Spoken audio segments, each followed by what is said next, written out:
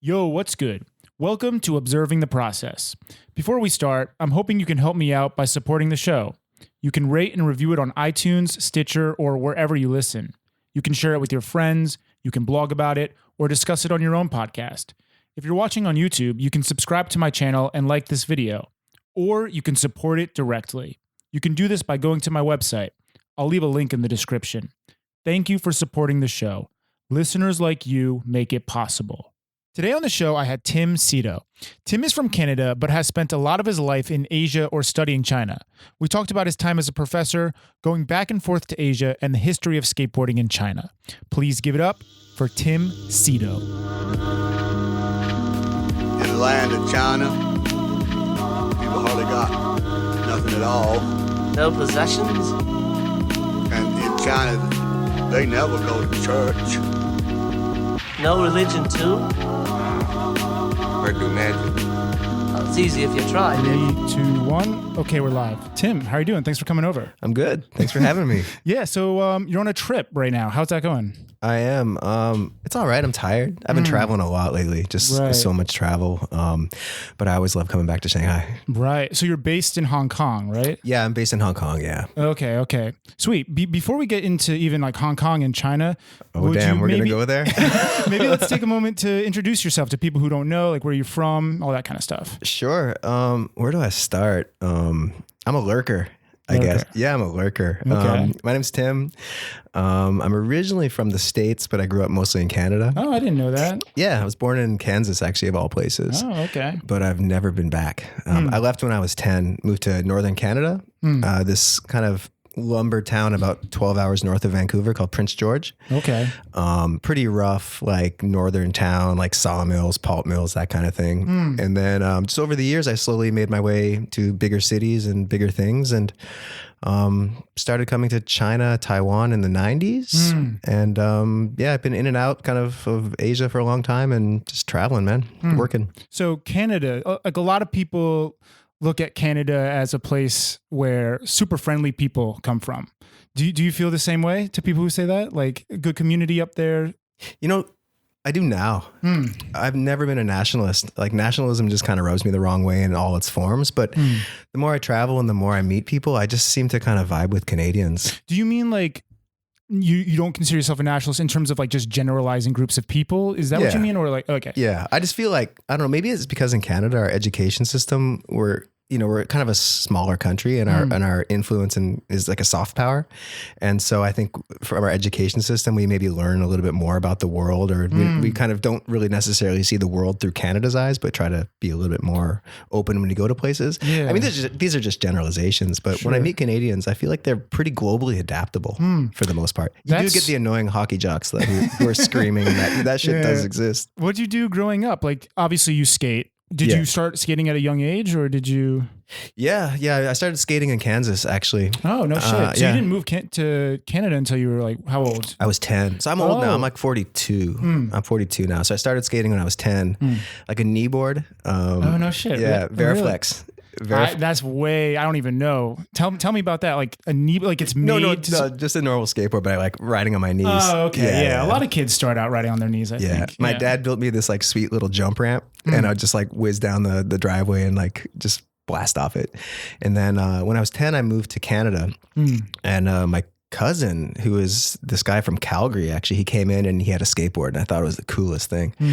But in northern Canada, it was pretty hard to skate, and this is in the 80s, right? And so information wasn't the same way. So we'd have a friend or whatever whose parents would go to Vancouver, and they would come back with like a Thrasher, and we would hold on to that Thrasher for like months until like the next kid's parents went to Vancouver and got the next Thrasher.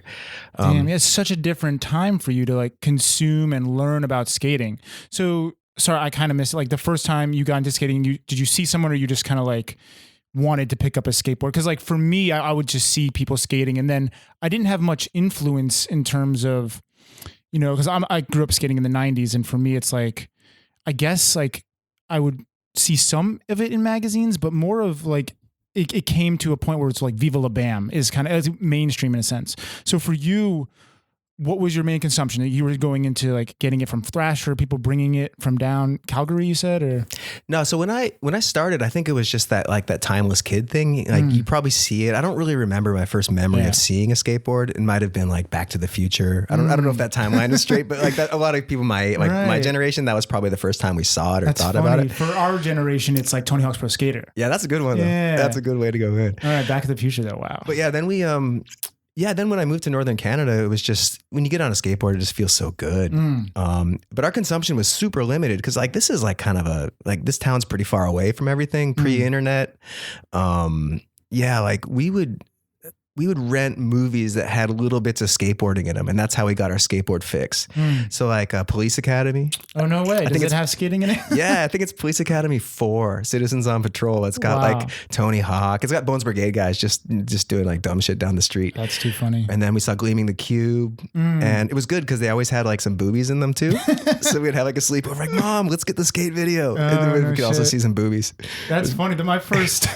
Can I say boobies on here? You can say boobies. We curse, is whatever. This is explicit on the category. Right. But my first, that's funny that you mentioned, it reminded me like, I think my parents did it on purpose. They like rented Airplane for us as kids.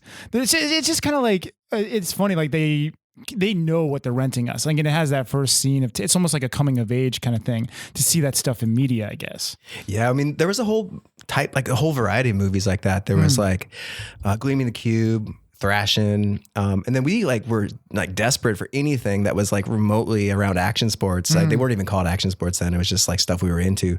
So there was like a BMX movie called Rad, breakdancing movies like Breakin', Beat Street. Beat Street was a little earlier than me. So yeah, we would just like whatever we could get. That's what we learned about. It was different, man. Like I don't want to sound like old man River here, but like, I remember you'd save up for things. Like I was really into music. I still am. And like, I'd save up for like a CD, actually a tape, and it would get delivered. It could take like months to get there, and it would come, and like I wouldn't even like the music sometimes, but I saved up and I waited so long that I'm like, fuck, I just got to make myself love this shit. Right. So like I bought some pretty like whack tapes back in the day. Like there's this crew called Redhead Kingpin and the FBI Crew.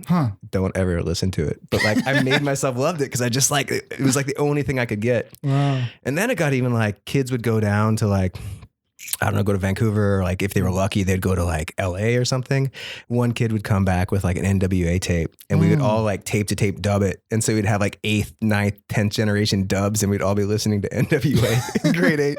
It's like so far away from LA, man. Wow. Yeah. What about like groups of friends? Like, did you have a squad that would skate together, or was it kind of like? Yeah. It was the same way. Like skateboarding's pretty timeless, and it's pretty like, you know, universal that way. You find your friends, you build really awesome friendships that way. I owe skateboarding a lot. Yeah. I think like me too. Yeah. Everybody on your show you talk to, I think they say that, you know? Yeah. My show is kind of turning into, it revolves a lot about skateboarding, but in a way I don't hate that, because for me, the show is about having on people that I find interesting, and it's going to be related to my interests. So skateboarding, you know, creative media, surfing, whatever it might be, like that's kind of what I'm aiming towards. I mean, I also, your angle is like Shanghai, right? And like community here. And I do think skaters in Shanghai just historically have been more ingrained in what's going on here than some other like kind of expat communities and things. Yeah. Because like you're in the streets, you're meeting people. It's just a different thing. Yeah, definitely.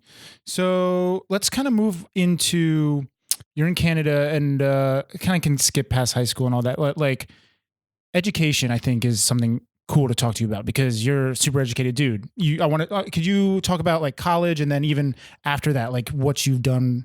Like, I don't know if you have a PhD or the correct terminology, but like kind of go into that a little bit. Sure.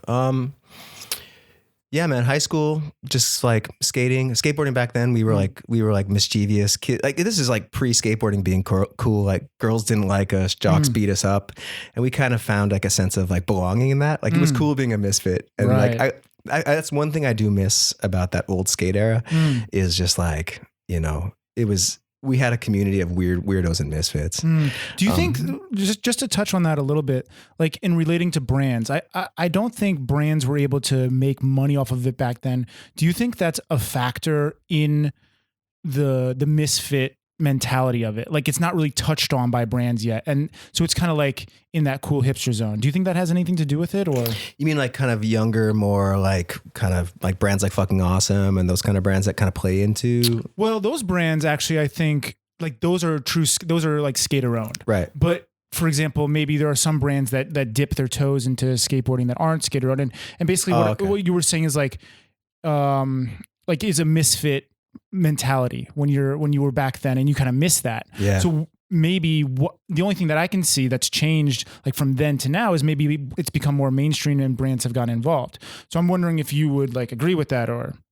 Yeah, I think so. I still think there's a bit of like a misfit vibe. I mean, skateboarding is like by nature is like we're misfits. You're out there like causing like chaos, definitely, a little bit of destruction, and like it's also just like it is a super like young dude thing. I mean, now skateboarding is more inclusive and there's a lot of really great things happening around women's skateboarding and all types of like embracing a lot of people. But like when I was growing up, it was like a dude's thing.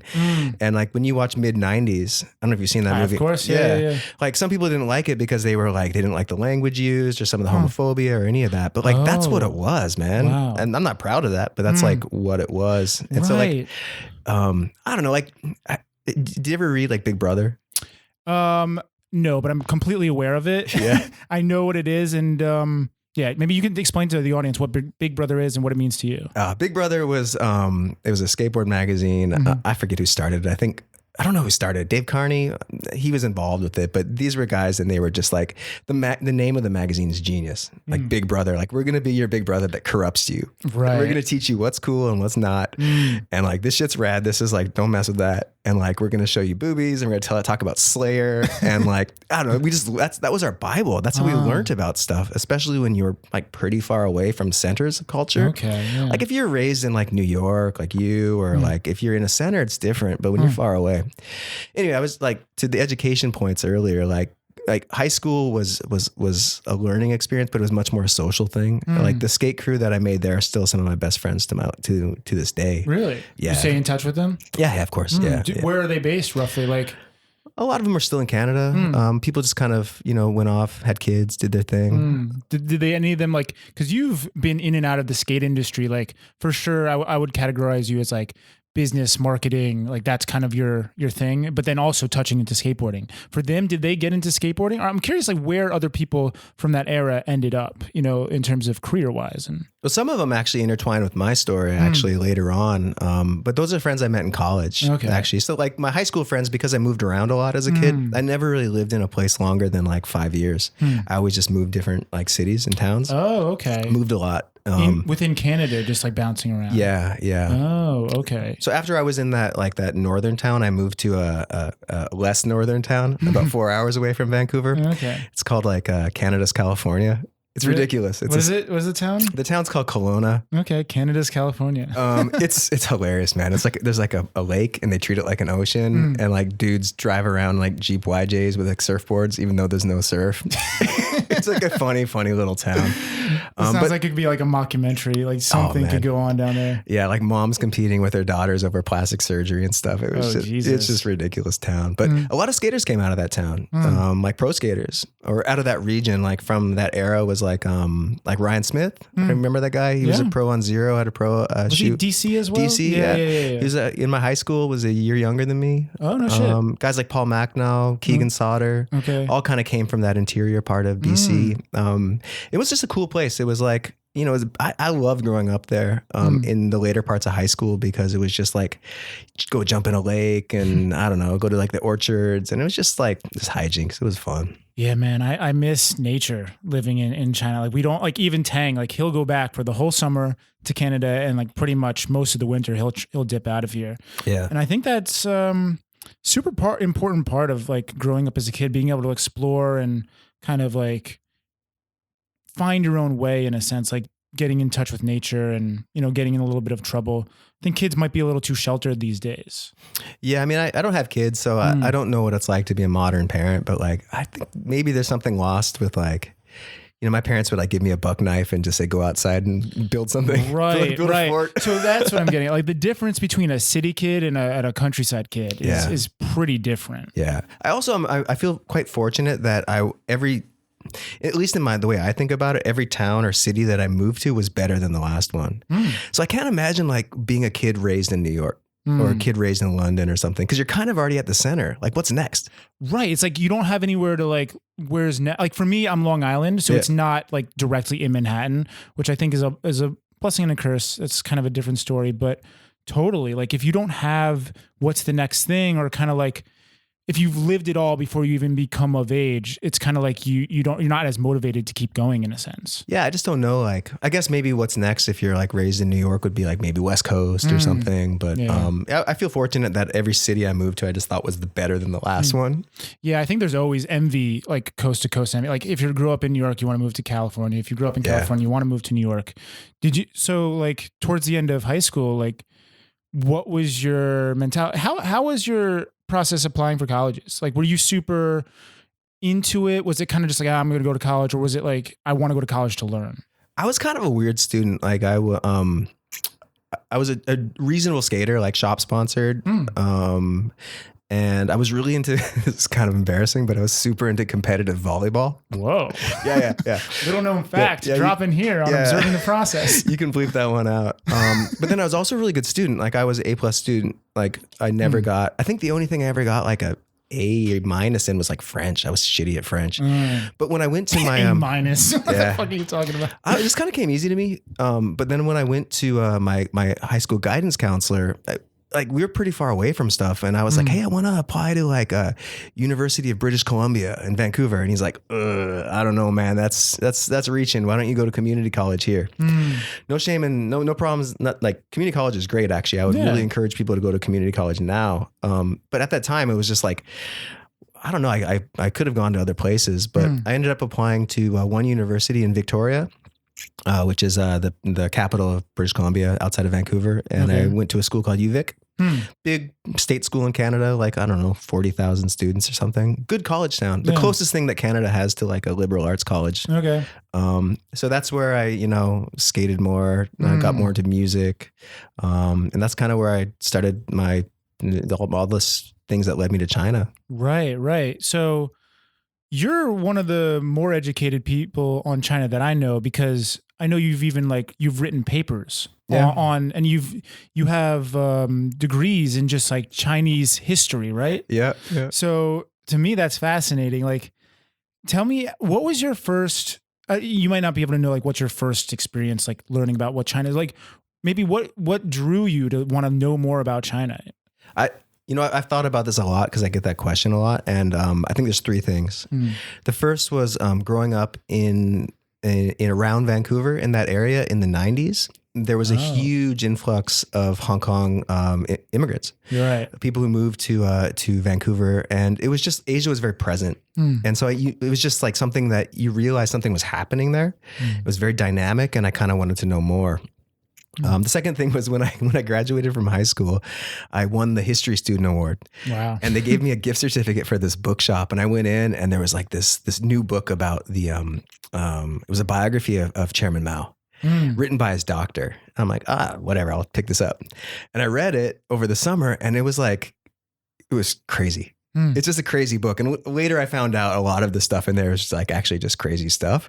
But I'm like, this is super interesting. What do you mean by crazy stuff? It was written by his doctor, who was like more interested in talking about like his sex life and hygiene. What? Yeah, it's you can still get it. I mean, do you know the name of this book or I think it's called The Private Life of Chairman Mao. The Private Life of Chairman Mao. That sounds fascinating. The doctor was called Li Zhisui. Okay. Yeah. I think it's banned here though. So this podcast only goes out to America. It's not on any of the Chinese platforms. But later I found out that it's kind of like a tabloid version of his life. But whatever, it got me hooked, and I took a Chinese history class. And I remember in my first class in university, actually I didn't take a Chinese history class. My first class was a philosophy class. I was kind of pretentious. I was like, I want to learn more about like philosophy stuff. And it was my first university class, and 10 minutes in, I'm like, oh, dude, I can't. Fuck this. I'm out. So I left the room, and I was walking down the hallway, and I heard this super engaging lecturer, and I just kind of poked my head in, and it was a Chinese history class. And that guy kind of became my mentor. Okay. He took me under his wing, and he said, okay, there's a lot of stuff going on. I see potential in you. Let's get you in the honors program. Let's get you some scholarships to go learn the language. Let's like really develop your career there. Wow. So yeah, I started applying for scholarships, took a bunch of Chinese history classes, took Chinese language. I started learning Chinese language maybe 97. 97. That was going to be my question is like, when is this all going on in the timeline, like decade by decade? 97, 90. I started university in 96. So like 97, 98, but I was working full time at a coffee shop. And so I remember like I failed out on my first Chinese history class, Chinese language classes. Oh shit. It was just hard. I mean, dude, I've been trying for the past 5 years and I'd say I'm like half-ass trying. Like, I just want to learn the language, but I'm not dedicated enough to study full time. For me, I think if I needed to do it, I needed not be doing anything else. 100% just study Chinese. Where you said, well, for you did fail the first time. So like part of it is like distractions, like trying to do too many things at once. Too many things at once. And I don't know, I was skating and just having fun. And it was summer classes, so they were super intense, and I was working full time. It just didn't work out. Everything is a little accelerated for a summer class, so that will make it quite a bit difficult. And I was like terrible at languages. Like I wasn't never good at. In Canada, you have to learn French, and I just wasn't good at it. I always saw myself as being shitty at languages. But at a certain point, Chinese just kind of clicked. It's actually a really logical language. For me, okay, so I have like a similar story for language. Like, I also consider myself also to be very bad at languages. And I think I don't want to blame my parents, but in a sense, they kind of like, you're like, I've been labeled like has ADHD, like that kind of stuff as a kid, like was in resource room and had all these extra, like you get extra time on tests. Like I was given those advantages as a kid. And I think half of it has to do with, I only believe it because my parents told me. If they had told me like, oh, you're better, you can do better, like maybe I wouldn't have considered myself bad. Like, so example, we had to take Spanish in high school, and I was put in the extended class, which means basically it's like the course at half the speed. And I was just labeling myself as like not able to do it. But if you consider yourself able to do it, I think it makes a big difference in how you approach it and whether you work harder. But then getting back to Chinese, when I started to learn Chinese here, I kind of tried to like get rid of that mentality, just put that out the window. Like I can do this. And I've learned a lot more than I ever thought I would have. And getting back to the last thing you said, it is a very logical language. For example, like the characters. At first, I was just trying to speak the language without learning characters. But as soon as I went in and tried to learn characters, it actually made a lot more sense. And it's kind of like, it feels like it's sticking more. And I'll be surprised when I'm reading stuff like, I don't use that in my daily vocabulary, but I can even understand it when I'm reading it. It's a very like, you can go on to explain it. You know the language better than I do, but I don't know if you agree or disagree with what I'm talking about. No, I mean, some people say the best way to learn language is, or Chinese language is to like go straight from like concept to character and skip that whole pinyin, like the way it's written out in like in like an alphabet. Right. And I think you probably learn it at a deeper level. Jay was on your show. He was talking about that a little bit. For me, it was, actually, I think the way I learned it was my first teacher was a foreigner. So he was Dr. Richard King. Thank you, sir. You helped me out a lot. Thank you, sir. I really appreciate it. But he was my first Chinese language teacher. And like having somebody who has gone through learning the process helped a ton because he understood where the sticking points were going to be, certain things that would be easy for a non-native speaker, certain things that'd be complicated. And then, so I did 2 years in school and university. And then I went to Taiwan in 99 on a government scholarship and lived there for like a year and a half. And that's really where things started to click. Is that your first impression of Asia? First time Taiwan, yeah. Going to Taiwan. Taipei, yeah. Taipei, Yeah. sweet dude. Taipei's awesome. Beautiful. I love Taiwan. I can't believe it took me 4 years to get over there. I've been living in Shanghai about 5 years now, and I only went last Chinese New Year. We went to Taipei, Hualien, like took the train down there. Oh, down there, nice. Dude, beautiful. And like the people are nice. And what I was really like, I heard about it before, which is the mix of Japanese culture with Chinese culture kind of makes Taiwan. And I really found that to be true. Yeah, no, I agree. Taiwan's amazing. I have such a soft spot in my heart for Taiwan because of my first Asia experience. That's super cool. And that's where I learned Mandarin, I feel like it really changed me in so many ways. Like traveling, I mean, traveling abroad is one thing, but living abroad will really change you in significant ways. Definitely. For me, like studied abroad in Australia. And after that, I knew like, no matter what I do, I have to travel after college. Like it just makes that decision easy in a sense. I do remember my first experience of Taiwan though, as I got there, we got the dates fucked up. And so we actually didn't have our place to stay at the university. Oh shit. I was with another friend who was studying Chinese, and there was I forget what they call them, but basically these old military dudes who would be sort of university, like kind of security guards, like anything would go down, they would help out. And so he took us under his wing for the weekend, put us in his apartment, and gave us like the martial law tour of Taipei, like every morning, like 8 o'clock, get up. And he'd drive us around and show us all these spots.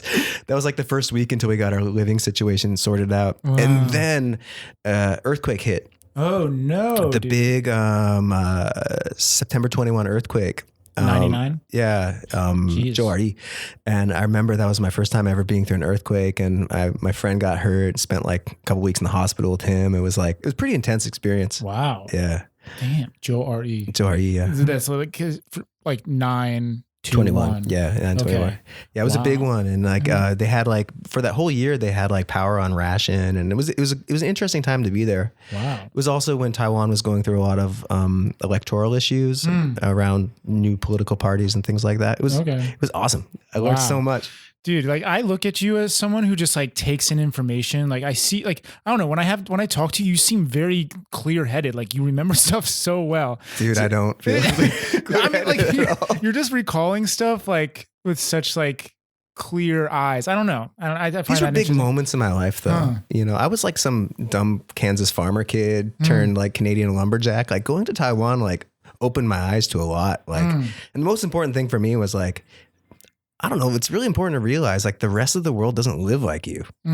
Once you realize that, like all your own prejudices, expectations, everything just get thrown out the window, man. 100% agree. It's totally changed. That's why I think like traveling abroad, you still tend to see a place through your eyes. Like, oh, in America, they have this, or Canada, they have that. But when you live abroad, you start really fully understanding that people don't live like you.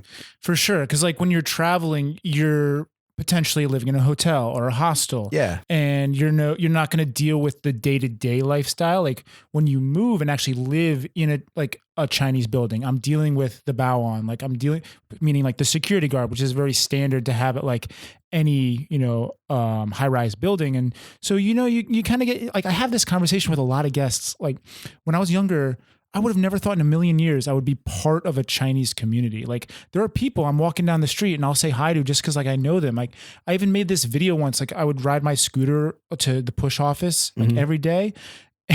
And I made this video where every day I would like film the guy and I'd say, ni hao, like every day just to say hi. And then it took like 10 or 15 times. And all of a sudden he said ni hao like first to me. And it was just kind of cool to like, I don't know where I'm going with this is I just never thought I would develop a relationship in such a foreign land with people, like meaningful in a sense. Like I'll say hi to people and have conversation. And China's great for that. I mean, to go back to Jay's podcast, I listened to that one. It was a good one. Thank you. I've been getting such good feedback. I'm so proud Jay, of that one. Yeah. How you doing, man? What's up, Jay? I mean, he was like, he had a really like clear point on like people's friends, like people here are like next level friends. When you break in, it becomes a very different thing here. Yeah. No, I love it.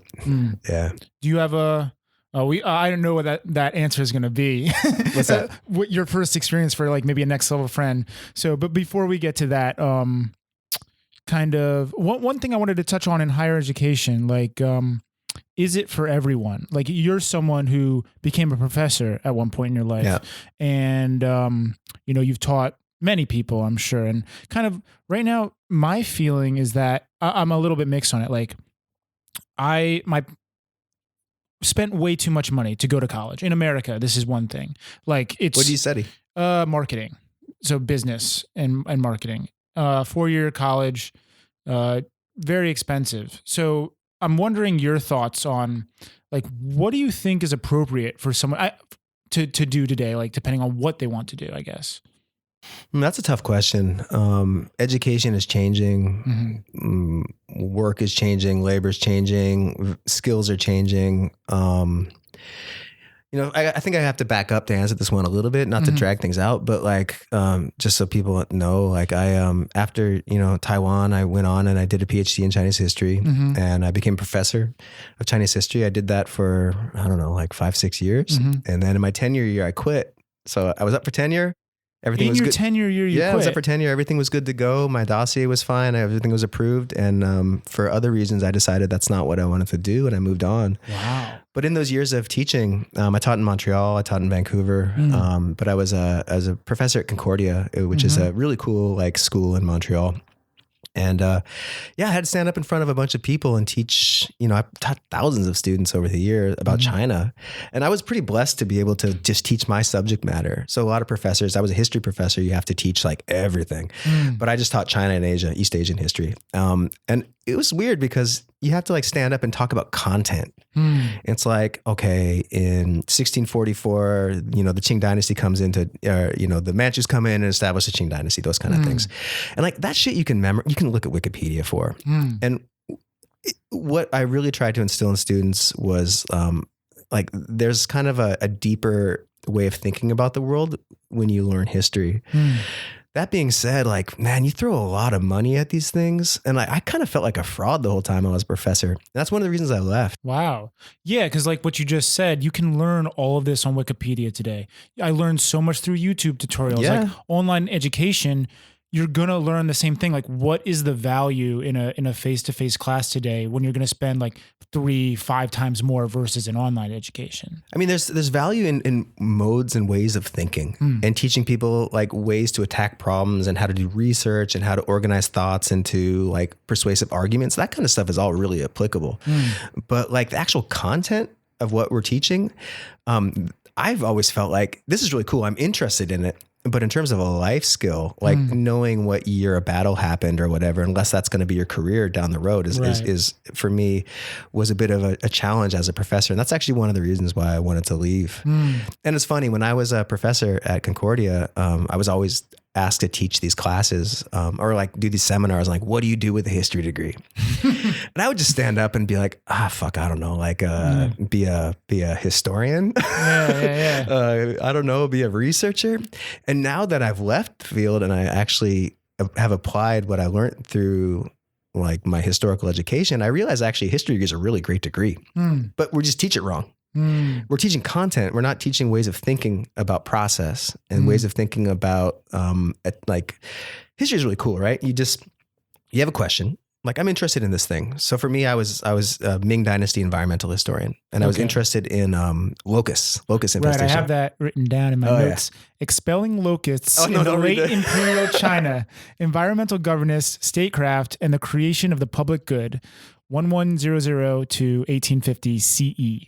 Nerd alert. I did my research. Nerd alert. No, that's me. Dude, no, I read like, I don't know how or what I found, but it was maybe like 2 paragraphs and it was super like, okay, please correct me. I'm probably going to get it wrong, but your paper was somewhat going into how the government was handling this problem. Yeah. Is that correct? Maybe, dude, let's nerd out. Tell me about this. Let's get nerdy? Dude, get nerdy. This shit is weird. How like in so long ago, like what? Like, so like part of like any academics like path is like you get into grad school, right? And so in a history like when you do history, you my program. So I started my PhD at University of Toronto, and then my supervisor left and went to UBC, and then he went on to Oxford. But so I kind of traveled around with him, and I eventually graduated from UBC. It took me 10 years, dude. It took a very, very long time. But part of it is like looking at like what's been written. And like, where do you have an argument within that literature? And so some of it is actually not even relevant. You're just looking to like claim some space. And when you get a PhD, you have to be the undeniable expert in that little bit of minutia. That tiny ass little thing has got to be yours. That's so crazy. And so I was like, okay, I'll do this. I'll be environmental history of like a really small place and a really specific time in Chinese history. And that took me, I had to go study there. I spent a lot of time in Henan province in like this, like you'd have to like take a little bun bus. Have you seen those bun buses? I don't really know. No. Like just like they call them mianbaochuo, like the I don't know, just like small little buses. Sure. Yeah, like you go into the countryside or whatever, and like spending a lot of time, then you learn a lot. But yeah, that's what you do. You have to like really become an expert in one thing, whether you care about it or not. So, but like if you're the expert, who's like everyone has to take your word for it. Is that correct or? I mean, there's a whole process where you're validated. Like you have to do. So you do. when you do a PhD, like mine, you had to do what they call comprehensive exams. So you do coursework first. You usually do 2 years of courses. And then you do this exam where you have to, you have a major and a minor, or 2 minors, and your major, you read 150 books. Your minors, you read 50 to 100 books. And then they test you over like this month-long process. Who's they? Like people who have PhDs and yeah, shit your like that? committee, like your professors, your supervisors. What's up, committee? Shout What's out. up? Yeah, man. And so like, That's heavy, dog. 200, 300 plus books. I sat in the library for 2 years just reading books. Oh my lantern. And when I say read, you don't read. Yeah. This has been actually like a real healing thing for me because like you learn how to read an argument. So I can read, air quotes here, like a book in like 20 minutes. Like what's the argument? What's the source base? How does it fit into the literature? Move on. And so I remember like after I finished my PhD, my wife got me Harry Potter. And I was like, I love Harry Potter. Yeah. Yeah. I like volleyball and Harry Potter, whatever. Oh man, I already forgot about the volleyball. I'm going to have to like dig and find a photo or something. But I remember reading Harry Potter. I picked it up and I was reading it the same way. I was like, what's the argument? What's this? I'm like, you kind of forget about read Harry Potter. That's too funny. Anyway, so yeah, that's like what I learned through that process was like, you can get nerdy about anything. And like what I liked about the historical process, and not to be too wordy on this, is like you have a question, you're interested in that question, and you basically devise a research plan. Like what's going to help me answer that question? And then you you find sources like sources of people, books, whatever. And you ask your sources that question, and the sources all come back to you and they say, oh dude, your question's wrong, man. And so you reformulate your question and it comes this dialogue with like what you think and what your sources are telling you. Once you feel like you've come up with like an argument, like, I think I understand this. Then it's like, how do I explain this to different audiences? And like, how do you package information for like the specialists or for the people who aren't specialists and that's what I think history really taught me. It was like, it teaches you how to devise a good research plan. It teaches you how to really package information and how to create a narrative. Like, and that's so important for any fucking profession, man. Like people want a narrative.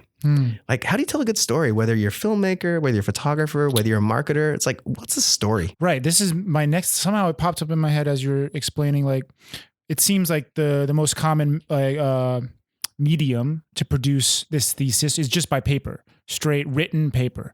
Like what we're fucking 2019 right now. Maybe that's not the best way to do it. Is it possible that people could now maybe create movies, or is that something that's like welcoming to the academic community, like a new medium of creating a thesis? Do you know anyone that's done that, or is it possible? I mean, that's a really like to the point question, and that's where the field needs to go. Yeah, because that'd be awesome. Imagine if someone could make like a 10 episode series podcast on that's their thesis. Like they develop it. It's a way more consumable way for people to learn about this topic instead of it just being like 100 pages of like really dense material. Yeah, and I mean like these things take forever. Nobody reads them. Like my thesis was a fairly short one. I think it was like 300 pages. But like that is a book, dog. Yeah, but a lot of these things go so long. And like I remember this is another reason why I wanted to quit. I remember like basically giving my wife, like at the time my girlfriend, I'm like, hey, are you going to read this? And she's like, no. 300 pages on locusts? Like, yeah, that's deep, man. And that's my a lot of too. info. I'm like, will you read this? They're like, no. I'm like, holy, like, what am I doing? It's just, honestly, you're just graduating by weight. You go walk into a room and you put down a bunch of papers and they weigh it. Like, is that heavy enough? Are you, are you qualified? And then, you move on. But the research side of the professor life, I never, I like the research. Writing I found quite painful. Right. I'm not a good writer. Another thing I wanted to touch on is like the research process sounds super interesting to me.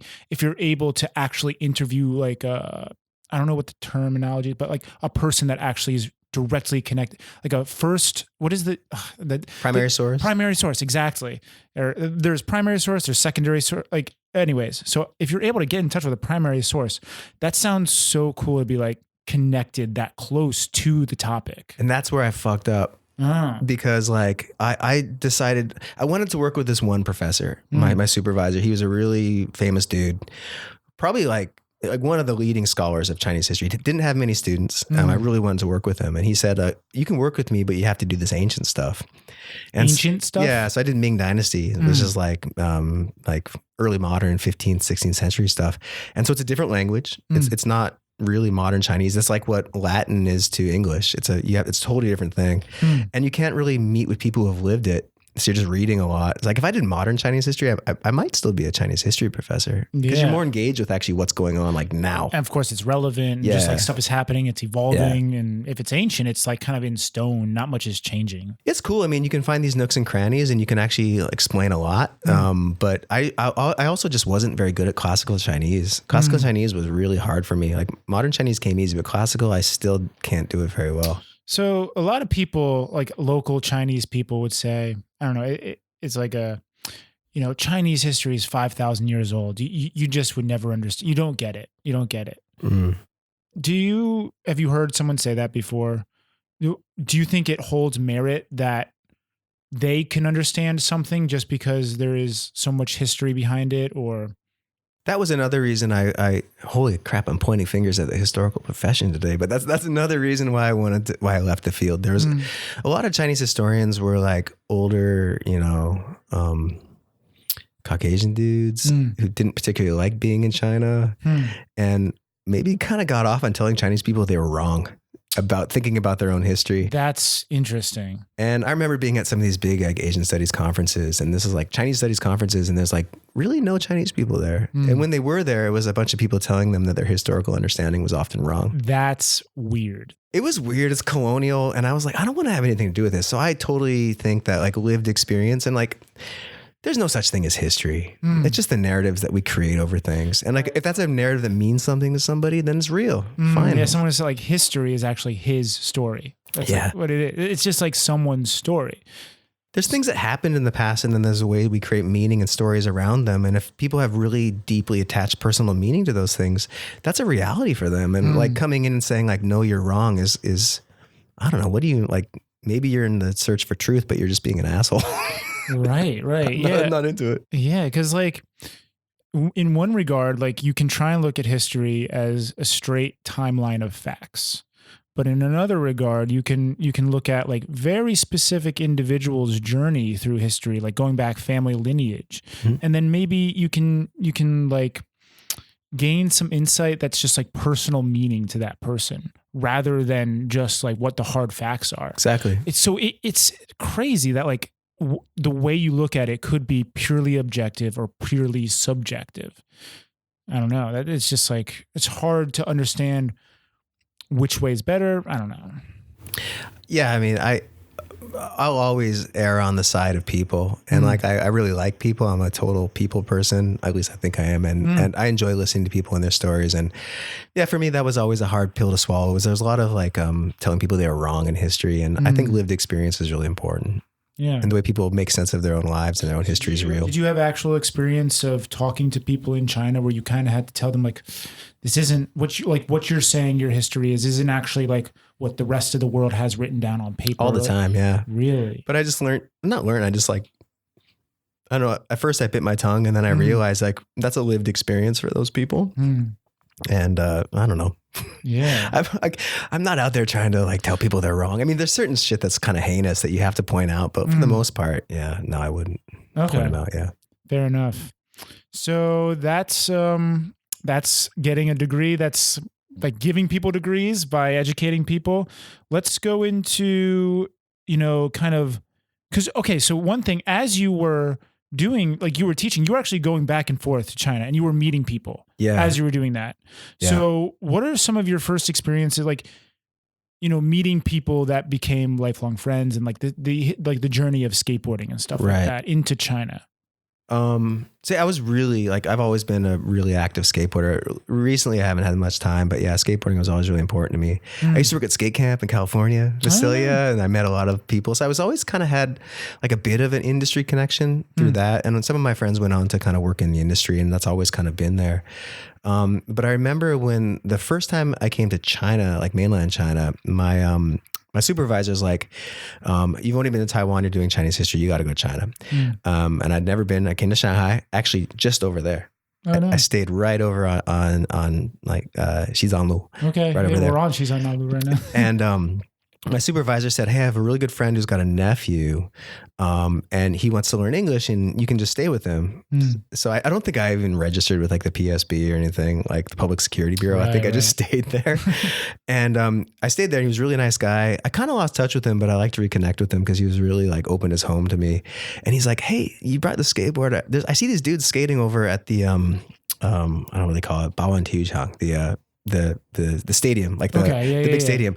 It's like, you should go over there. So I went over to that stadium and there were a bunch of guys skating there.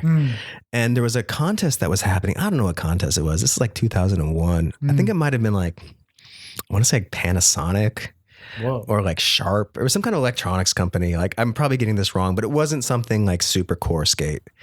And they had a big vert ramp like they used to always have. And so I just went there, showed up. And I met these local guys, and these local guys were pretty core skate dudes in China now. The first guy I met was Tim Jun, actually. Okay, I'm not familiar. He's the guy who opened a Hero skate shop. Oh, sorry. Yeah. Okay, yeah, down in not Guangzhou. Is it Guangzhou? Yeah, Guangzou. Yeah. I'm gonna put him on blast too because he used to have a different English name, but whatever. Oh shit! But then he met Tim O'Connor, and his life was changed. Oh, that's a funny story. Yeah. I met him, and I met this guy named a guy from Nanjing. I met a local kid named Wheat, and then I met Jeff Han. Okay. Who else did I meet at the time? That was about it. Oh, Yuanfei. Okay, Yuanfei. Yeah. He runs Vans, is it? Is it Vans now? He's a Vans dude, yeah. And there was a guy from Zhengzhou named Chulin who was like one of China's first pro skaters. Tang's talked about him as well. Oh, Chulin's the best. And also a guy from Beijing. We called him TV Xiao. And these were like these early, probably second generation skaters in China. I've heard about an earlier generation, but I don't really know them personally.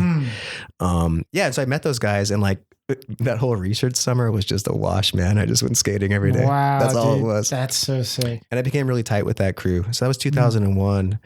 And then because I was doing grad school, I would like do school in the school year. And then the summer I would just like fuck off and go to China and do like quote unquote research, but just skate with my friends. Dude. And this is like all sponsored by the school, like to go here and do research. Yeah, it was pretty that's awesome. I didn't have a lot of money.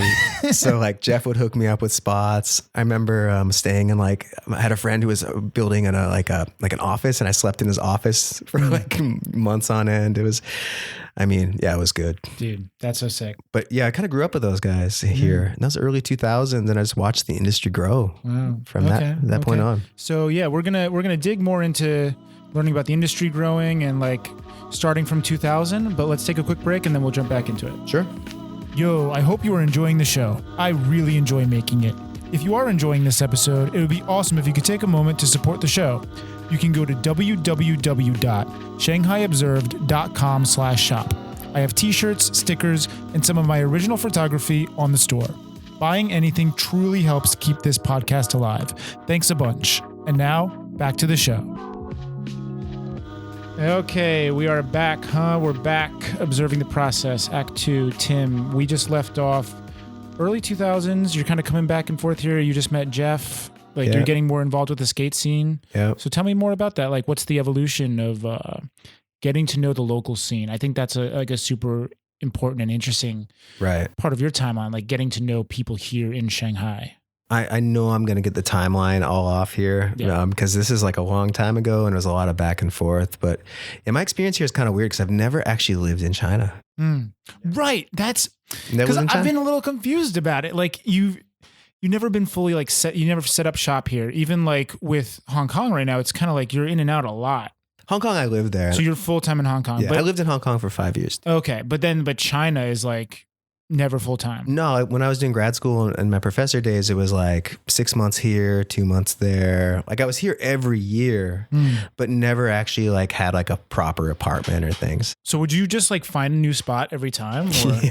Yeah. I think I probably owe some people some rent money still, to be honest. Were you getting solo spots or like hooking up with roommates or? So that first time I came here, I stayed with my supervisor, my PhD supervisor's buddies. Nephew, stay with him. Second time, Jeff set something up for me, so he helped me rent a place. Oh, sick.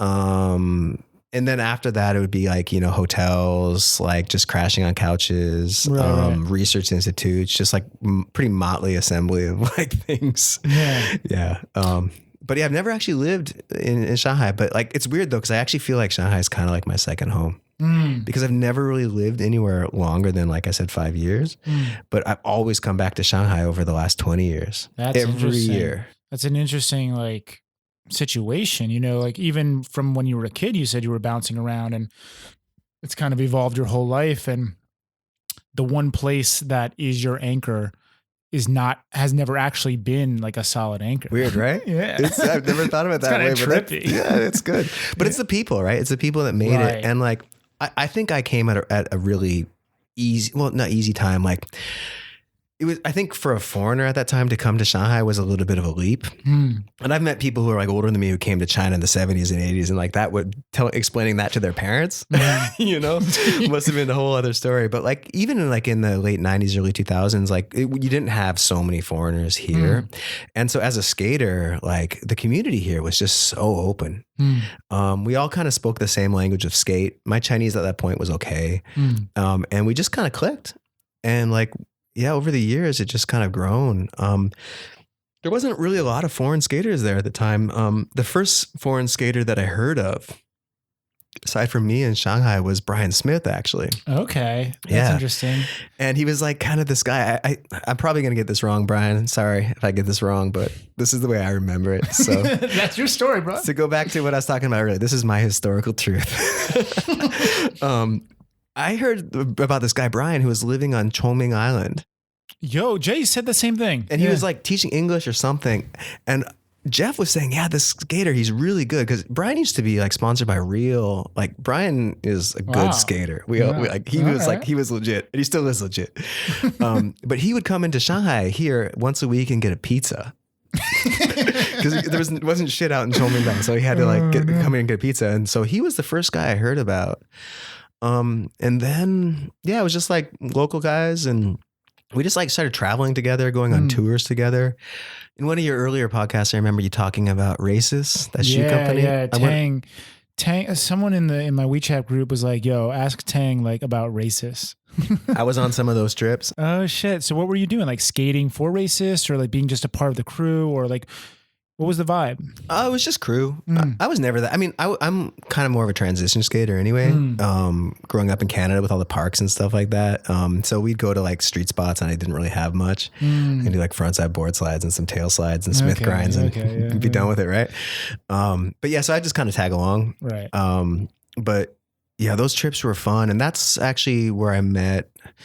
Now, by that point, there was like Matt Morgan was around, Johnny Tang was around, like more people were coming in, but it was still like a really cool time. The best days of my life. Right. So before we move into like the 10 decade, I think I want to really try and focus on Jeff Han and your relationship with him, because to a lot of people, I think he is like the godfather of skate to China.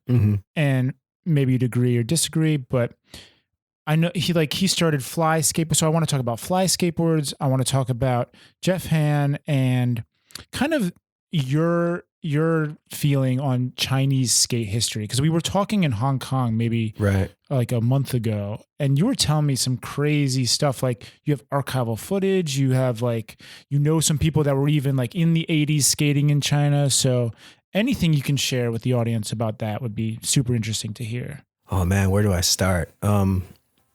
I'll start with Jeff, I guess. Yeah. Jeff was one of my, like the first people I met here.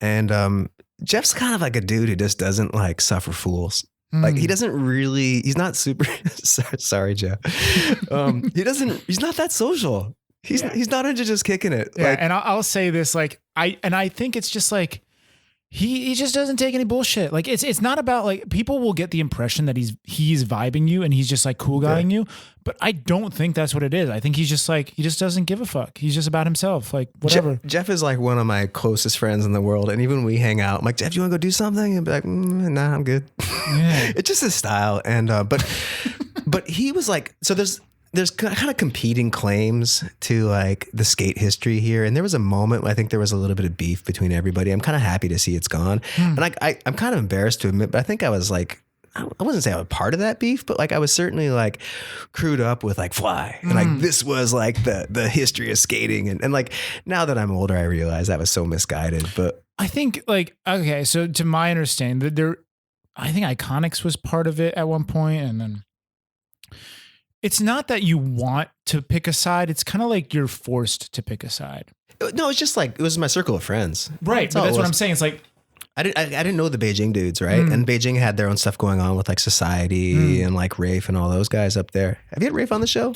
no, who's that? Rafe, he's the guy who started Society Skateboards, Rafe Cooper. You know what? I might have met him because when we did Push Fest 2017, it was pretty cool. We got a full collection, like a board wall. Right. And we tried to include as many Chinese skate brands as possible. And Society, Gift, Fly, we had, I honestly don't remember the names, but we had a pretty full wall of some cool. Vagabond was on there. Yeah. That was super sick. Anyways. Yeah. I would say though, like Jeff and Fly was one of the earlier kind of entrepreneurs around skate in China. People were doing things, and like the earliest guy from what I know, one of the people who helped introduce skateboarding into China, I think Andrew Guamu talks about this a little bit. Been on the show. But like I listened to your show, you can tell, right? Yeah, dude.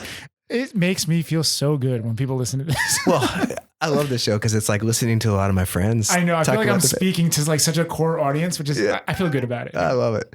But there is an earlier generation of people who are entrepreneurs around skate in China. And I've written a little bit about it. I have an essay about like, oh, sick. And I, for those who have read that, I don't stand by much of what's in there. It was like, I was young and stupid. When did you write shit, I don't know, 2008, 2010. Did I get a copy to put on the blog post? I prefer you don't. We'll let this be your copy. Yeah. This episode is your copy. I was hungry for an argument more than I was for the truth at the time. Dude, I suffer with that for the podcast sometimes. I feel like I'm a little forced to I want to have some type of engaging conversation. It's like I'll almost say stuff I don't necessarily believe sometimes, right, to have a better conversation. Well, I remember this publisher, they came to me and they said, hey, we have this tons of government money and we're writing about this idea of autonomy. Like, what does it mean to globalize and be autonomous? And like, we want you to do something around skateboarding. I'm like, okay, cool. So I was just kind of documenting what I knew about the history of skateboarding in China. And they kept on trying to force me into this box about being like autonomous and being like kind of angry. And I wrote that story and I'm a little bit embarrassed because like, honestly, I don't think it was that at the time. I think it was a little more welcoming and open than I wrote, but is what it is. If you have that, article, if you read it, please burn it. Please burn it. I would love to actually do a proper, to work on a proper, with a local team, a proper documentary about the history of China or Chinese skateboarding. And actually Vans put something out recently, that love letter to Shanghai. Tommy Zhao directed it, I believe. It was good. Yeah. It was good. I feel like that covered a lot. But I feel like there's such a rich story to tell here. Yeah. Guamu's been working on it. He has a ton of archival footage. Oh yeah, of course. Can you tell me more about Sorry, I didn't even talk about Jeff. Dude, we got all night, man. So, the archival footage, and Jeff, but you mentioned a while ago, you have archival footage, and I can't remember exactly who you were saying you have it of, but did you say you were starting to work on some type of documentary or? Yeah, we had started. And I think at that point we realized that it kind of had to be about Fly because you can't really there's different stories, divergent histories about skateboarding in China, and people you could tell a story around Fly, you could tell a story around the Beijing scene, or the Guangzhou scene, or I don't know, Kunming, whatever. So we just thought let's just make it about Fly. And so Jeff actually ended up doing a nice little 2-3 minute intro piece where he put together some new footage and old footage that he had.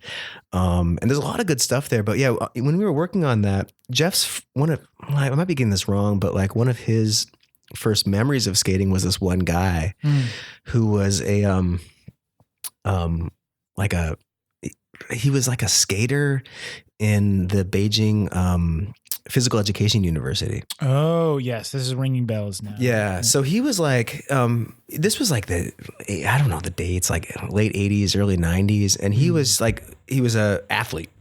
So state-sponsored athletes is the way it works in China. He was at this physical education school, and that's where he was studying, and skateboarding was his thesis. And he studied it the same way you would study any sport. And I think his name is Zhao Jingsong, maybe. I hope it's that. Zhao Jingsong. I think it's Zhao Jingsong. And he wrote a thesis. His master's thesis was about skateboarding, and it's handwritten. And so Jeff and I, we tried to contact this guy, and I'm sure all like some of the old skate guys, you know him really well, but we contacted him. We went up to Beijing to interview him. And we first interviewed him, we just called him up and like, hey, we're going to do something on skateboarding. He's like, what? Skateboarding? Like he barely even remembered what it was. Yes, this is exactly what you were saying. Like he didn't even know. Like it was such like an obscure thing. It didn't mean much to him, which is so fascinating because it means so much to us for it to not mean much to him. But this is the crazy thing. So he went on to have a career in tennis. He became a tennis coach. And so we met him and we just like, hey, just bring some of your stuff. And he just showed up the first day a little bit like, who are these guys? What do they want? We had a bunch of cameras. And he kind of loosened up over the course of the interview. The next day we met him and he brought all this stuff. He brought all his photos and it's like him doing like hippie high jumps in like a tracksuit in the 80s. And he brought his thesis. Wow. So I took photos of his entire thesis, and in that thesis, he names tricks. He names like ollies. He names like 360 flips. And I think some of those names have actually stuck to this day. Like a 3 flip in Chinese is called a daluan. I think it's in that. And he might not be the first one who named it, but it was kind of an interesting document. Right.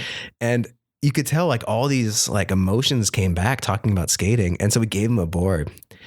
And he was just kind of cruising around his tennis court. And he was like pushing. He was a little sketchy. And then he did it was either a half cab or a big spin. And he landed it. A half cab big spin sounds like no, it wasn't that good. But he landed it, and the look on his face was just so like happy. Wow. And so it's like what something didn't mean something to him once he got on, like a physical experience, just like you could tell it lit him up. It was awesome. Dude, skateboarding brings out the kid in so many people. And like all that stuff, all that footage, it's around. I would love for somebody to properly document that history. I think it should come from somebody local, you know? Right. Someone that's like from China. Yeah. That can like, as you're telling the story and you're saying how there's so many different angles of it, like, I mean, I think like for a documentary, the only goal you have is to be as honest and truthful as possible. So if you reach out to every single person and give them their own segment to tell their story, whether it matches with the other stories that you're going to tell in the documentary, like that's cool to me just to hear different people's stories. Yeah. That would be interesting to see. And you have to think about it this way. Like China's like a big country. It's a continent pretending to be a country, right? It's so big. Dude. And pre-internet, like you had scenes, you had cultures around skate that weren't super connected. They were kind of doing their own thing. And then there was like a zine culture that came in the early 90s. So there's one really famous zine, Tim from Hero. He has a lot of the copies of it. I think Andrew's got a lot of those copies too, Andrew and Guanmu. And you look at this was like the first connective tissue between all these different scenes. And like, I think there's a really cool story to tell around that zine. I have some copies of it, just like photocopies and stuff. Who was producing it or like what? This came through this guy who was importing Powell. Oh, okay. Yeah, importing Powell. I think Guanmu did mention that like Powell was the first kind of brand to enter China. Yeah. So that makes sense that they would also be bringing in some type of zine or like documentation or like, you know, media in a sense. My understanding of it could be like wrong, but like, so you had like, there was this guy who had an MBA, Chinese guy came back to China. He somehow knew George Powell. I don't really remember the connection. And George Powell had a pretty interesting like foresight to like get into outsourcing into China. And he's like, let's see what like we could produce there, maybe even build a scene there. It was right when skateboarding in the US moved from being like a single kickboard to like a double kickboard. Oh, no. And so he had all this like dead stock shit. It was like Bonite boards and like Tony Hawk boards. And he sent a container over here for him to kind of use, sell, whatever. And then like the Gulf War happened in the US and like priorities changed, whatever. And then this guy was just kind of left with this stuff and kind of left to his own devices. And that's where Gleaming the Cube came in because he had a connection at like the TV station and it's like, let's show Gleaming the Cube. And so if you talk to most of those dudes like Chillin, Andrew, Jeff, most of their first Tim in Hero Skate, most of those guys' first memories of skate, from what I understand, is Gleaming the Cube. Wow, which is so rad that they got him in that Vans thing. Yeah, dude, it's a shame. I haven't seen Gleaming the Cube. I'm a little ashamed to admit that live on air, but it's quite true. So the actor's Christian Slater, and in that Vans documentary thing, they got him on, and they're like, "Do you know that like most people in China, like not most people, like the early generation of skaters in China, their first memory of skating is you?" And he's like, "What?" It's Christian Slater, right? This is Mr. Robot. Yeah, dude, what a legend being that fucking movie. Yeah, but I just think there's such rich storytelling potential around like the like youth culture. Globalized like action sports culture. There's a lot of really cool things to tell, and also just the creation of a local industry, creation of local friendships, scenes, all that stuff. I'm so happy to see where things have gone, man. I'm like seeing like these kids that I met when I first came here, like having businesses and stuff. It's so rad. Definitely. All right, I think this is a good opportunity to jump in to a segment of my show called Instagram Lurk. So basically, Tim, My Instagram sucks, by the way. no, dude, I took way too many photos off your gram. Really? The way this works is like I dig through your Instagram, and we're gonna go through not photo by photo, but a selection of what I've taken. So we'll start off with the first photo you ever took on Instagram, and you can pick that up and have a look. Oh, fat bigs. Tell people what we're looking at right now. So I'm super colorblind, and I put a lot of filters on everything because that's the only way it looks good. I don't know this. I was just in China, and I was in Zhengzhou. I remember this, and I just thought it was funny. It just says "Pang Zhuang Da Hao." So like in English, it says "fat bigs." I don't know what it was. I thought it was funny. Right. I was what 30 something. It was hilarious at the time. Every person that I have on the show and I do this with is like they have these filters around like for the first couple because like everyone doesn't even know how to use Instagram back then. I'm coming back to it though. I like my hashtag. I don't really use social media that much just because I don't know. I'm trying to like simplify my life a little bit. But like when I do an Instagram post, my hashtag is filtered as fuck. And I have colorblind of Instagram because I just like blast everything out. I kind of like it. Yeah. All right, so let's go to the next one. You hold that with maybe your other hand. Keep that microphone close to your face. Oh, I'm sorry. Okay. And then, I don't know who that. I'm guessing it's Tang. Busted at the airport. Yeah. No, this is us. We were going on. So we did Nike City Jam. Oh, okay. So Jeff and I put together this little janky agency, and we did a lot of events for like Adidas and Vans and Nike. So we put together the Nike City Jam, and I think we were judges on this trip, and we were going to like, might have been like Chengdu or Kunming or something, or just, I think this is Hongqiao Airport. And just Tang and I. Tang is one of my favorite people in the world, man. Yeah, he's dude. so funny. Tang is another staple of Shanghai to me. Yeah. Like one of the, the cool guys and shit. Like a lot of people look up to him, but when you meet him, he's not what you think like a cool guy would be. He's the nicest dude. So inviting, like down to chat, skate, just talk to anyone. And he's into food and cooking. Oh yeah. Yeah. But when I actually, my history of Tang is kind of interesting because I was doing my PhD in Toronto, and he was like a sponsored skater in Toronto. And I remember seeing him around. He was skating for like iPath, and he was a ripper. I'm like, who is that kid? And then years later in Shanghai, I was sitting on those orange benches outside of Fly. Right. That was going to be a question eventually I was going to come to. Yeah. And Jeff's like, hey, meet this guy. And yeah. So Johnny's the best. Yeah. Ever since. He's still got a nice kickflip back tail. He's still trying to do it. He's next one looking like Guangzhou food night or night food. What's this one? Oh, is this the go next one? Oh man. Okay. Where is that? City Jam. This must have been City Jam. Again, so they did City Jam in Guangzhou? Like they did it around the country? Or? Yeah, that year we did it Guangzhou, Beijing, Chengdu, Kunming, Shanghai. And we had contests in every spot. And I think the top 3 could come to the finals in Shanghai. Okay. And that was where we built this crazy, stupid build out. It was indoors. It was part of Nike Festival of Sport. And like, I think LeBron James showed up there. Damn. Yeah, it was crazy. But that guy in the middle, with the cig in his mouth? Yeah, that's Jason Zhang, my dude. Do you know him? No. Jason Zhang is from Chengdu, and he's. Dude, I thought that was Boss. No, that's Jason Zhang. Beside him is Jeremy Hu I know Jason Zhang. He's from Long Island, actually. Yeah. Yeah, that's Jason. That's Jason. Oh my God. Also one of the funniest human beings alive. I've never met a dude who can like hold it down in Chinese and English 100% either way. That guy's special. Yeah, dude. He's pretty funny. Yeah, I've worked with him. He's a great MC, actually. Was he doing that back then, or? That was maybe his first gig. It was maybe his first gig, but he like everybody was like, this dude is born to do this. Yeah. Damn. But Jason John. But Jason John, you look like a K-pop star now.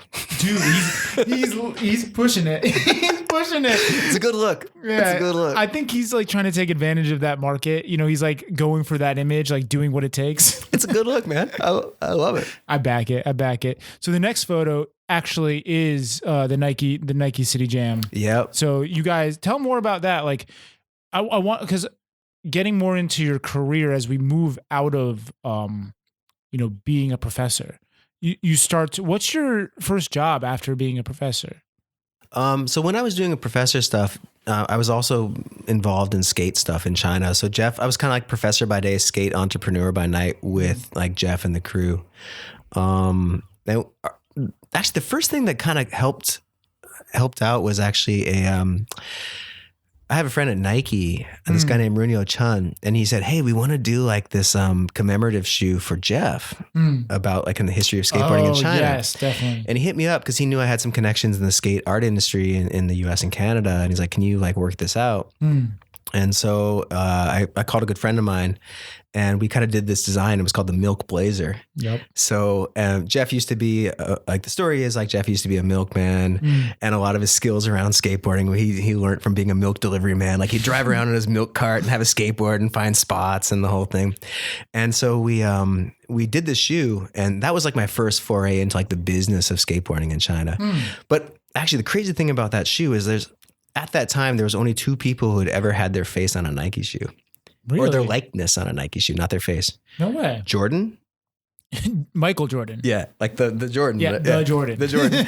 And Jeff fucking Hand. What? Yeah. So that's like a kind of a big deal, because I'm sure they pay attention to, whether that happens. It's not by like happenstance that like that can just happen. I wonder. I think like maybe just like China was hot, sneaker culture was hot. Like everybody was throwing money into the market here, and they wanted like just to be involved.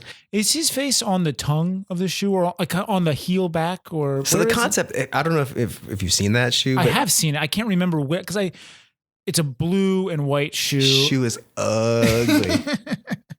I don't know if it's. I think the story is amazing, and the shoe has to be what it is because of the story. Well, the concept was tight, and at that time when everybody was like doing collaborations and stuff, it was like you got to make it interesting. And so like that one was like Jeff used to be a milkman. Let's do like a blue and white shoe, and like the perforation holes on the like the toe box had like a bubble thing, and like the laces looked like straws, and on the back was a missing child thing. Yes, that's what it is. Yeah, the missing and then child. It was sold in a milk box. Yeah. And they then still have the milk box in fly right now. Yeah. And that was my first time working on a project, and that actually brought a lot of shine to the skate scene in China, I think. And that was my first time working on it with him. But then, we went on and we kind of created this, like, I don't know if agency isn't the right word, but we like worked on projects for a long time. We called it Original Heads. I remember I was on the subway one day listening to Black Moon. He says something about Original Heads. I'm like, that's a good name. So we did that. And with Original Heads, we did like a lot of events with like Nike, Adidas. We did 3 Stripe Skate Height. Put that one together, did City Jam. Well, I guess there wasn't many people doing that work back then. Like you saw a need that needed to be filled in the market, like people to be able to produce stuff like this with the knowledge, and you kind of just went for it. This is also like, you think about it, like this is 2000, pre-Olympics, like 2006, 2007. Companies wanted to get a piece of the China market, and they knew that youth culture is a kind of low-hanging fruit. It's like an easy way to get into a market. But they didn't know the know-how. And you had somebody like, Jeff here, who kind of was set up, had the connections, was kind of like Shanghai business savvy. And like we could get those things happening. And so they would just come to us and say, put these things on for us. And it was also when all these companies were just throwing money at the situation. Yeah, the budgets were massive back then. They were massive, and like, I don't know, like who knows what they were thinking. I think I was thinking the same thing too. Like, this is going to be the next thing. Okay. But what are your thoughts on that today? Like maybe in retrospect, like throwing money at something isn't necessarily the way to get something done. or like maybe speak on that a little bit in retrospect, like the way things were done and like what maybe you would have changed or your thoughts like business wise. In retrospect, that was the time that if you wanted to be relevant now, you needed to build grassroots. So you look at Vans. Right. Vans was, grassroots building at that time, and they did it right. And now look at them, right? Yeah. I talked with Tang and Jay Meter. We all agree Vans is the number one brand that has like done the best in China. And like, after all this other stuff I talked about earlier, I went on into kind of lifestyle marketing with other brands. And, the most important thing is you can't dip in and out of culture. You just can't. Like, especially if culture is your brand and your industry and what you're about, you can't dip in and out of it. When you mean dip in and out, you mean like kind of like picking and choosing what you want to use from the brand, like the culture. Yeah. In a sense. Yeah. Well, it's like, okay, we're going to fuck with skateboarding for a week and then we're going to be out and then we're going to be back in next week. It's like, nobody's going to trust you or build credibility. Like if you're in it for the culture, you got to be in it. And it's not like, that's a hard one, man. Like when you're working for publicly traded companies where there's a lot of like Wall Street pressure and all this stuff, you have to show like year-on-year growth. But like, brand building is not going to give you a year-on-year growth. That's what I'm saying. There's a lot of politics that will go on in like I'm hesitant to like say names of brands because like I've worked with them and I respect them. Of course. But like there are politics that go on to a global brand where it's not easy to convince your boss like this is the way it works. Like as you just said, there are people you have to answer to show that you're growing year on and like. I wonder how Vans is able to do that because they are all owned by like VF Corp, right? So yeah, I mean, I work for VF now. Yeah, that's what I'm saying. So maybe, do you think it's like the bosses are just more understandable or like what separates them from a brand like Nike or Adidas that wasn't able to stay grassroots the whole entire time? I mean, I don't want to call out other brands, but just in terms of the successes of people like Vans is that they hired people who were part of the culture. When you're part of the culture, especially when you're a skater, man, like this shit isn't business. It's like your friendships, it's your life, it's your credibility, it's what you love. And like you hire those people and listen to them. Yeah. So it requires a certain... Listen to them. It requires a certain corporate culture. The key word that you just said there is listen to them. Because like, you know what, I'm going to be straight up. Like Tang is done amazing things for Nike, but Nike has been in and out of the market in terms of my eyes. Like they come in and they do big things and they leave and they do big things. And Tang has been there all the time and he is the core market. But to my feeling is like, they don't necessarily listen to everything he has to say. I mean, skateboarding, like I don't know what their business model is or whatever, but it's one activity among many for them. Yeah, dude. Right. When you look at it like that as a pure business thing, it's like skateboarding is nothing compared to their running or their athletics market. It could be. I mean, skateboarding holds so much influential power in terms of youth culture. Like you look at skateboarding and like music, those are like ways to influence quickly to a younger consumer. But you need people who aren't corny, who can actually connect with it on the level. And like Johnny Tang is like the best dude to do that. But like, I don't know what was going on above. Right. That's what boggles my mind is like Vans. I don't think they've really had like a community manager in a sense. That's like a term I've heard for other brands that are trying to do something. It's like what I like about what Vans has done is, they have House of Vans. So they're very consistent with touring around the country and putting on these core events where they actually utilize, bands that are Chinese. But sometimes they have flopped and they bring in like rappers from the US, which it was interesting. Like there was one year, 2000, I don't know, whatever.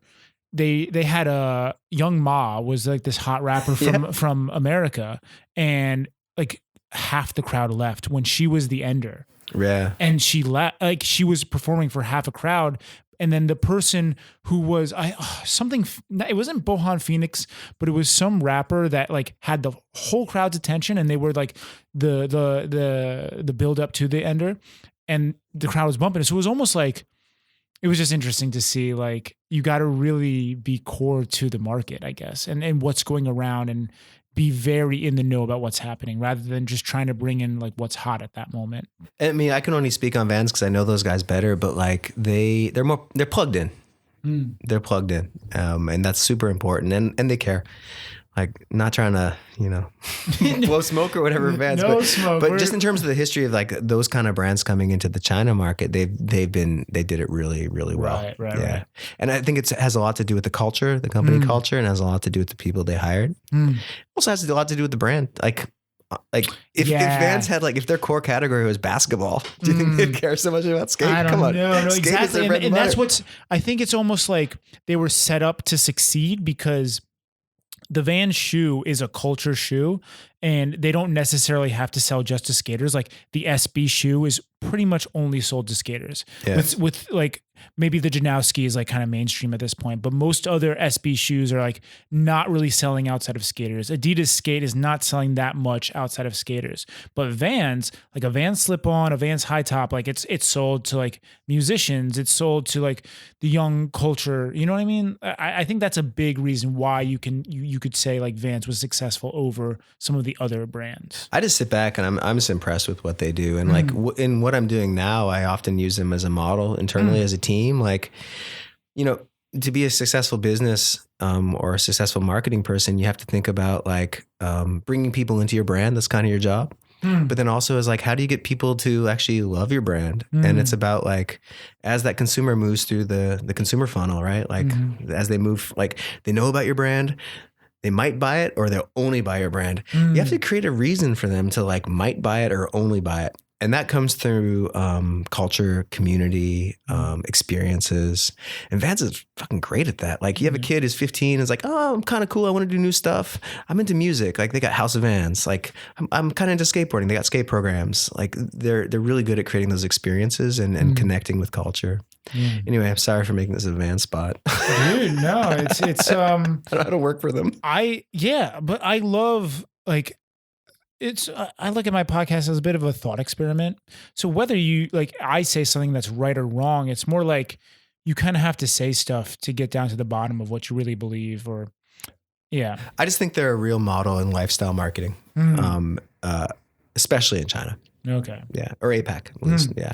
So getting back to what was the name of the brand that you and Jeff came up with again? Original Heads. Original Heads. Yeah. So that's like kind of the intro to your work life in China, right? Yeah. Yeah. So you're doing events for mostly skate brands, or is there anything else that kind of like? There was a couple like kind of lifestyle brands that we brought in, but skate was the bread and butter because a lot of companies, like let's say like Nike or Adidas at the time, they were coming in. This is Bring this just a little closer. Oh, I'm sorry. This is like now, like everybody understands the value of the China market and how big it is and how important it is. But at that time, there was still a lot of people like testing and learning this stuff.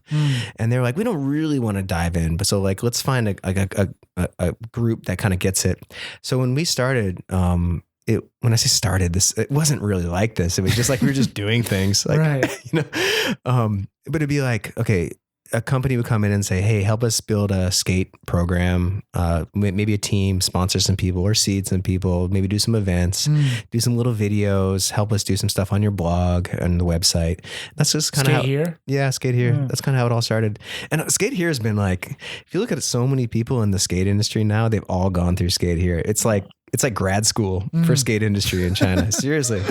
That's wild. I can name names of people who went through that. Like worked for them or? Yeah, worked for Skate Here for a minute and like went on to have really great careers in like lifestyle, streetwear, skateboarding. Yeah. Cause in that little thing, Jeff is doing like music. He's doing video. He's doing editing. He's doing like media. Like he's doing everything. I've always been interested in like the behind the scenes because I know Eden worked super hard and like he did a lot for that. And then he did like, I'm sure he's one of the people on your list. Yeah. And now he's like graduated towards like working at Converse full time and Eden's killing cool it. To see. Yeah. I see him everywhere. Yeah. I was in Beijing. I saw him in Beijing. I was in LA a couple weeks ago. I saw him in LA just randomly. Like I see Eden everywhere. Yo, dude, I'll see him like we go to like a street beer spot. He'll be on his laptop drinking beers like at like 9:00 on a Saturday night. Eden, put away your laptop. He's a workhorse, man. He's killing it. Put it away. What about you? Work-life balance. I'm getting better at it. Getting better at it. So what does that mean? Like you in the past working too hard or? So as a professor, I kind of had it dialed. Like I like 15 years of college education to do that. And that's kind of all I knew. So I kind of understood what the expectations were or whatever. And then when I left that world, one of my friends put me on at VF. So a guy who kind of used to work with me at Original Heads and with Fly is Matt Morgan. Oh, no shit. Yeah. So Matt used to do stuff. We used to work together on like Adidas events and stuff. And Matt and I are really close friends. We kind of grew up in the same part of Canada. And he knew I wanted to leave academics, and I just hit him up and I'm like, yo, anything, do you know anything? And he's like, well, at the company, so I work at VF Corp, which is a big company that runs like Vans and North Face and Dickies. And he said, North Face is hiring. And he put in a really good letter for me. And my hiring manager at the time took a crazy leap on hiring me because I had like no formal experience in marketing. But they hired me and I was an APAC marketing manager based in Hong Kong. But I was a nutcase, man, because I didn't know shit. I remember in these meetings, people would say stuff like ROI, like above the line marketing, below the line marketing, like KOLs. I didn't know what any of that meant. So I would just like write notes and I'd go home and just look them up. Like, what does that mean? I had no idea. And so a work-life balance for that first 3 years was bad because I was like, I got to learn this shit quick. Yeah. And I didn't really understand what was important and what wasn't.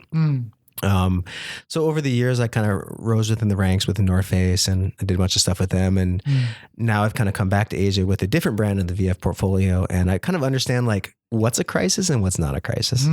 So I've been able to kind of shut things off. Right. Now I know when like, because at my level in a company, like you're kind of always on and you have to know when to turn it off and you have to know like what can wait till Monday and what can't. And I didn't know that before, but now I know it. I guess it does just take experience to know when you can turn it off. And like, I think a big time was when the smartphone came out. So I guess you like at this point in your professional career with VF, like smartphones are around, you have email on your phone. But I just remember it's like, as you're talking about, or we're talking about importance of like urgency for business. My uncle would be like, yeah, like these smartphones came out and now we have email on our phones and it's like, we can never turn it off. And it's just like a completely different world now. Do you know what's even worse is like WeChat. Oh my God. Yeah. So like WeChat is terrible. You explain to my audience what WeChat is. I think it's been explained many times, but WeChat is the end all and be all of everything. It's social media. It's social commerce. It's everything. But you know, like, most people conduct their business relations on WeChat now, and you can't like set an out of office message on your WeChat. Like on my email, I can be like, hey, I'm on a business trip. I'll respond to you when I can, you know, talk to the person, the PA or whatever, if you can't do that. Now it's like, you're always on. And so you're always expected to respond. And it's cool. It's a bit of an adjustment. So I was in Hong Kong with North Face for a while, 5 years. And then I moved to the global office in San Francisco, doing a bunch of global stuff. And now I'm back. And just in those 2 years, like the pace of things has changed. You got to be so fast to be relevant now. And like, you just can't, you can't sit. So work-life balance is tough, but I just turn off WeChat. You just turn it off. Just turn it off. Straight up. Because I kind of see it like this. Like I have colleagues who have kids and like, that's easy to explain to their colleagues. They'll be like, hey man, I got kids. I'm leaving the office at 6. I got family shit. I got family stuff. I don't have kids, but I got a cat. Yeah, I got a cat. I got to hang out with my cat, man. What's your cat's name? Billy Rosewood. I'm sure homie needs attention. Detective Billy Rosewood. Named after Beverly Hills Cop. Yo, bring the first full circle. My favorite movie ever. Yeah. Beverly Hills Cop. Dude, that's too funny, man. So yeah, like work-life balance is tough, but I'm getting better at it. Right. And one thing now that I'm more of a kind of I manage a team now. One thing I'm very clear with the team is like work-life balance is a skill. And like, honestly, I evaluate team members on their ability to do that. Right. Like if people are weak in that, it's a problem. Like it's something that can be worked on. Like work-life balance is super important. Yeah, because I think that like you could show to your boss like I'm working all hours of the night, but that's not a sustainable thing. So if you're able to show to your boss that like you have a proper work-life balance where you are able to rest, and it shows longevity. Yeah. But it's also just like, especially if you're like in a lifestyle industry, like you got to be out there. You got to be like socializing. You got to be with people. You got to just like that human element of what you do in a lifestyle business is so important. Sure. So just work, like Eden on his computer at 9 o'clock. Sorry, Eden, threw you under the bus there a little bit. Sorry, Eden. But man, maybe like we all need to learn. So like whatever works, but No, I did that. I mean, like jokes aside, like Eden, but like yeah, you have to cut your teeth a little bit and that's just expected. But at a certain point you gotta figure out where the balance is. I don't know. Let's take it back a little bit to North Face and kind of adjusting into a full-time job. Like past like you claim yourself like the agency with Jeff was kind of you're having fun with it, you're doing real work, but like you're moving into something that's more of a professional field. Like we talked a little bit about your ability to hire companies to do like advertising and create campaigns. So and you told me once in Hong Kong about like the campaigns you were able to do with even I forget exactly what it was, but like climbing walls and stuff like that. Yeah. So talking a little bit about your experience developing campaigns, especially developed straight towards Asia.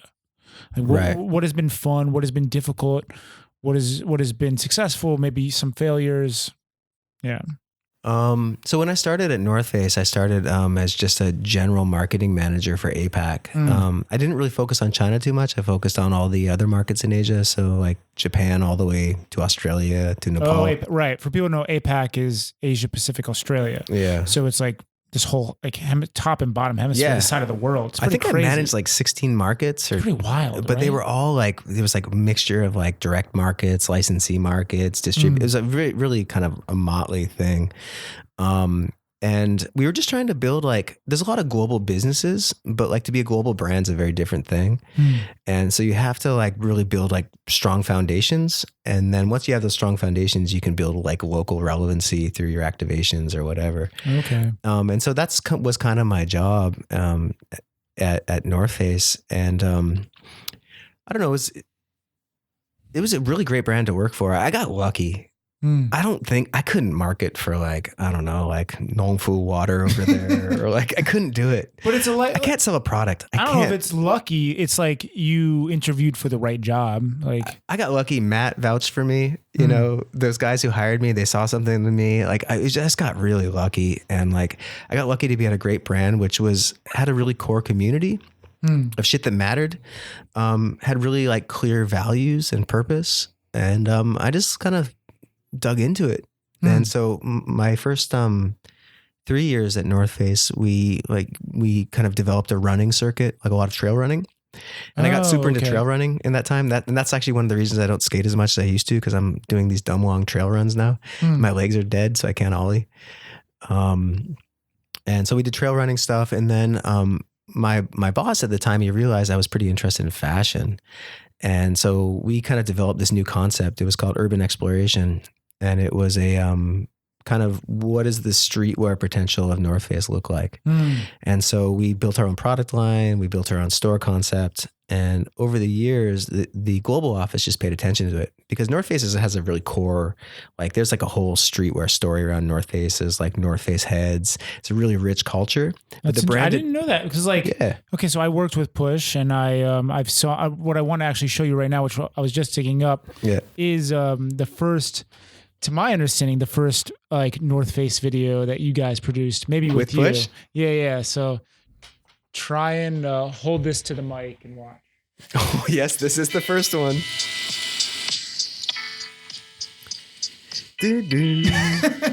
So yeah, I was watching this video, and it was like Charlie produced it, and you were working with him, and That's Eden. that's Eden. And Elliot. Easy. Easy, yo, yeah, That's yeah, easy. Yeah, this is the first. Okay, so here's the story behind this. This is a good video. I still like this video. Right. Tell me the story behind this video. We were going to be launching this new urban like segment of the brand, and my boss was in China and I was in Hong Kong at the time. He's like, I want you to do a pop-up. And so I worked with a good friend of mine, Alistair Lee, who's a artist in Toronto, and we worked on a concept together. and it had like a video component and had like a gift component, had a pop-up component. I just reached out to like the way skaters do. It's like, oh shit, I don't know. Like I got friends. They seem like pretty qualified. They know what they're doing. And I knew Push was doing stuff, but they were still pretty early, I think, at that point. Definitely. No, like Push wasn't even Push in 2015 when that came out. I mean, maybe they were, but like they were more just like three guys who were starting something. They did some like Air Max Day stuff or something. Yeah. Yep. And I know Charlie from way back, and I just trusted him, and I knew he would get it. And I thought it'd be fun to work with him. Yeah. I didn't know the other people. I didn't know Christian or Christian. I didn't know Jonathan. And we just did this thing, and we did this pop-up in Hong Kong. And my boss from China came in, and he was like, yo, this is good. Wow. And he said, Tim, you're leading this project. So he took me out of my position and he put me into, I was basically like leading product, merchandising, marketing for this whole new segment of the brand. So we developed a whole retail concept. We developed a whole product line. We had like 20 some stores. It was a totally different segment of the brand. And it was just based on like good work from people like Push, from people like my friend Alistair. I was just really grateful for them just coming through. It was awesome. Dude, yeah, it's so cool to look back at this video, and especially like where it ends is it found 158. Exactly. Dude, it's amazing. Like I'm gonna maybe even post this on my Instagram. Like, look at this right here, man. It looks like a dystopian future, and now like Found has been brought back as this like mecca of like it's crazy, right? It's insane. I remember that night I came in and we were filming that, and I was so cold, and I was like the client, so I played the client card a little bit, and I'm like, hey guys, I'm going back. And Charlie and them went out and finished the film that night. Dude, they did a good job. Like, I'm super psyched to see stuff like this. And that's, like I said, that's Eden and Easy. Yep. I don't even know if they got paid. And that was the coolest thing. Like when I would explain to my boss, they're like, what agency did this? I'm like, it's not really about that. Dude. And that goes to show you, it's not about like having this massive agency behind a project. Like all you need is someone who gets it. Like that's why you chose Charlie. You just said like, he'll get it. I choose him. I want to work with him. But I do remember underestimating him. He showed up with like a Ronin, like a whole like stabilizer. I'm like, well, you actually have this stuff? Oh, damn. I thought he was just going to show up with like one camera and do his thing. But like they were pretty pro at that point. Right. And from that point on, we did, so I took over that whole project, and for the next, I don't know, 2 years or so, everything we did, it was with Push. Yeah. And I was there for parts of it. Did you edit any of that stuff? You were editing, right? I was editing, none of that stuff. Got to give all the credit to Victor. Victor is like the amazing editor behind Push. It really needs to be known. That dude is fucking amazing at editing. Workhorse. For me, I was doing project management mostly for events and stuff like that with Adidas and Push Fest. And you guys did an event there too, right? Yeah, that's the event I'm definitely most proud of for my career at Push is we did the Adidas Copa Court event. So I reached out to that venue. They were brand new. So like in this video, it's like empty, like abandoned. No one's using it. But then like in 2017, they had just filled it up with everyone there. It was like this brand new, amazing flat ground. It was like so smooth. It was like seamless. It was amazing. So we set up Copa Court, which was the theme was like tennis was kind of the theme of the tour that they do globally, and Shanghai was one of the 4 key cities in the world.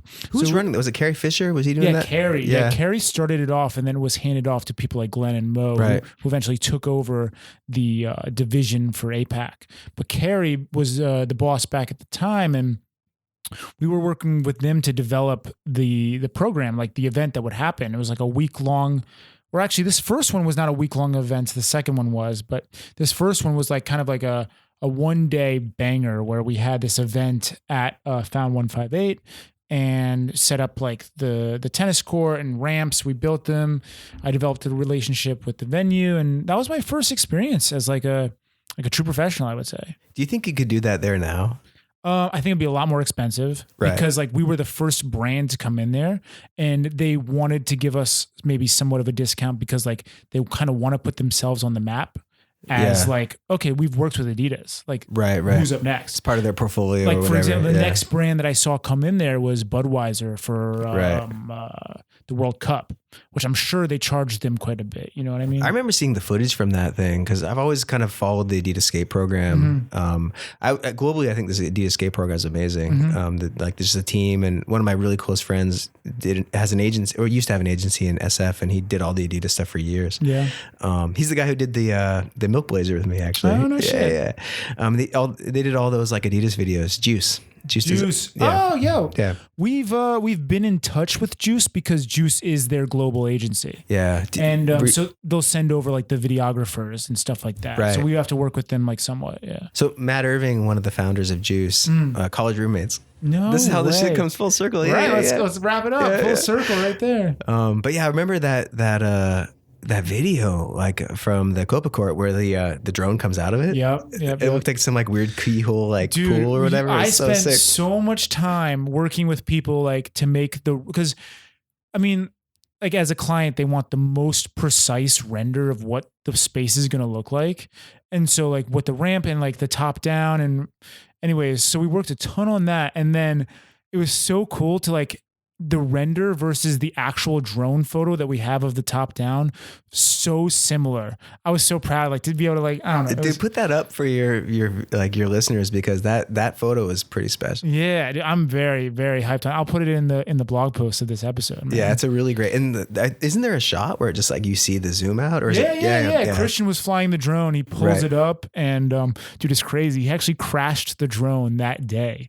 Like he got the shot and then crashed it in the. It was like super sketchy because there's like 1,000 people at that event, and you know the space, like there's trees everywhere. Yeah, you can't run, dude. No, it was gnarly, and like it was because we think there was so many cell phones that day that it kind of like disrupted the radio signal to the drone. Did Christian ever tell you about the crazy shit that those guys did for North Face when I was working with them? Like roof topping. Yeah. Tell the listeners about roof topping because talk about Lamb Yak. Oh, Lamb Yak. Okay. Yeah. Tell everything because like that's a super cool part about the North Face brand in a sense, like what you're doing with urban stuff. Oh, it's cool. Yeah. So we were just really really straightforward about it. It's like the North Face has a really cool history of people climbing mountains and taking great photos. So like, what's the city equivalent of that? Yeah. And these guys are athletes, like people like these rooftop people. And this was like also rooftop was kind of happening at that time. And it just creates really stunning imagery. So we worked with a lot of rooftoppers. But it was, there's a lot of corny rooftoppers and there's like really interesting rooftoppers. And we found the right one. So we worked with this guy named Lamyak, Luke, a lady named Elaine Lee, who is really talented, and Jennifer Bin. Right. I know Jennifer. Yeah. She actually moved out of Shanghai recently. Yeah. And like, it was great working with them. And it was just like, I think applying that skate approach, because what I love about skateboarding is like people sniff out corny shit really fast. So like, you need to like actually work with the right people and build like cool relationships. And like, I really like their work, and I think they liked working with me, and it was just easy. But when we shot lookbooks, it was like, you guys just go out and shoot each other. You guys are photographers. Like, we don't need to hire some agency. You guys just like go out, we'll give you products. You guys shoot each other. Yeah. So all those lookbooks, all those videos were those guys just doing what they normally do, just in North Face product. Right. Without too much like brand bullshit, right? Sure. Just like keep it core, keep it like to what it is. And I remember Push was on some of those shoots, and they'd be with like, Lamyak and them. And I remember like, one night I came back to the hotel. I put all those guys up in a hotel. I won't say the name of the hotel because it might get a problem. And like, I remember they were like, "Hey, we got these crazy shots last night." And I looked at the shots. And I'm like, "Is that the rooftop of the hotel?" But yeah, I think Push got like they climbed some stuff. Yeah, some sketchy situations. Charlie was telling me about stories in Hong Kong, and like I think Hong Kong rooftopping is even gnarlier than Shanghai at the time. Today, Shanghai rooftoping is pretty crazy because it's a lot more blocked off and harder to do. Yeah. But that dude Lamb was telling me about. Have you met him? Yeah. He's such a cool dude. We met a long time ago. I think it was at the spot Caffeined. It might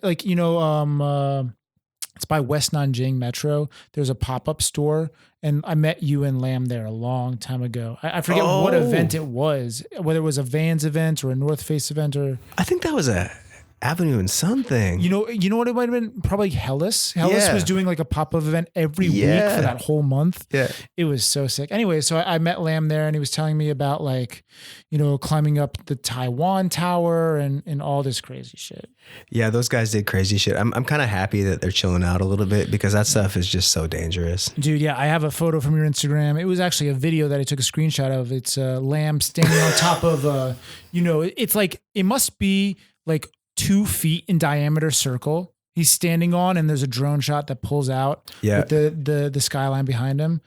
Dude, that shit is like, those dudes are fearless. But like when you're a brand and you're kind of behind it, it's like, yeah, that's interesting. Like as a brand, do you take liability when you do that stuff? Do you have to talk to your legal team? Like what is the situation behind we didn't. You didn't. We didn't. And like I care about those people as people. Like I don't want them to get hurt. Of course you don't. Yeah. So every time, like I would just bury my head in the sand. They'd be like, "We're gonna go out and shoot tonight." I'm like, "Okay, cool. Let's chat tomorrow." I just didn't want to know what they did because whether a brand was behind it or not, they were gonna do it. Yeah. But one of the, I'm happy they're not doing that stuff at that level anymore. It's just too dangerous. Dude, yeah, it's like kind of a silly game once you realize like life and death is like, what is that really worth it? I mean, they're pros. They're the same way as people who like summit crazy mountains. Like they know what they're doing. They're experts and they take that risk knowing what they're doing. But as a brand, it's really dangerous. I don't know if you saw that movie, Free Solo. With the dude who does Yosemite, like no harness, nothing. Same thing. Yeah. As a brand, it's like, oh yeah, the North Face sponsors him as well. We sponsor him and like, or not we, like I used to work there. Yeah. But like it wasn't a brand sponsorship, but he's part of that family, and people kind of know what's going on. And it's like, well, yeah, it's a tough one in that world where there's like real liability. Yeah, I don't have how to navigate that one. Right. That's an interesting like viewpoint. Like, how do you, as a brand, I don't know. I think it's like, in the legal stance, there's ways to get around, like we're not liable. Like that's probably pretty easy to define in a legal standpoint. But I remember hitting up some other like action sports brands, like just around like other things like big wave surfing or whatever. Like, what do you guys do there? And I got some advice, but generally corporations could be kind of shitty on that stuff. Really? And like ultimately, when like these people are friends. Right, exactly. Like you like I met you guys and it didn't even look like your business part. You're just friends. I met you at this pop-up. Yeah. Just hanging out. But as a skater, like you know what it is. Like there's a certain risk to everything you do. And you kind of your limits and you know what you can do. So I was always like confident they'd come back. But it still scared the shit out of me. Definitely, dude. That's like some gnarly stuff. So starting to wrap up, just specifically looking at like how to integrate content into the Chinese market in general, like how hard it is to use content specifically for the Chinese market. Do you feel like you know what it should be, or is it kind of like you don't know and you're looking for people that are more experienced? Because to me, you look like the most experienced person in the room. Like you've been studying China for 10 years as a professor. So just kind of talking about that, like, yeah.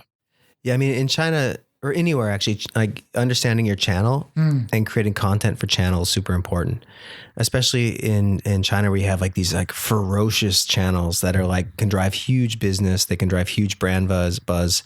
But they're also very different. So you have something like WeChat is one, but then there's like 15 under that are more popular with like kids in different cities. So even like North China has different channels and South China, they use different things. Like media you're talking about? Yeah. I mean, I'm going to get it wrong, but like, there's like things like Bilibili, there's Xiaohongshu, there is, even TikTok to a certain extent. Sure. And different regions use these things differently. And I didn't even think about like region wise. Oh yeah, it's in super America, regional. I don't think it's very regional, right? No. And it becomes complicated because if you're just producing like a thing, like this is a 15-second spot without looking at the immediate channel that it's going to go in, we're not, it sounds shitty to say this, but as marketers, we're not trying to create art. Right. And fulfill other people's dreams. You're trying to drive interest in brand buzz. Sales. Sales. Yeah. I mean, ultimately that's where it is. Yeah.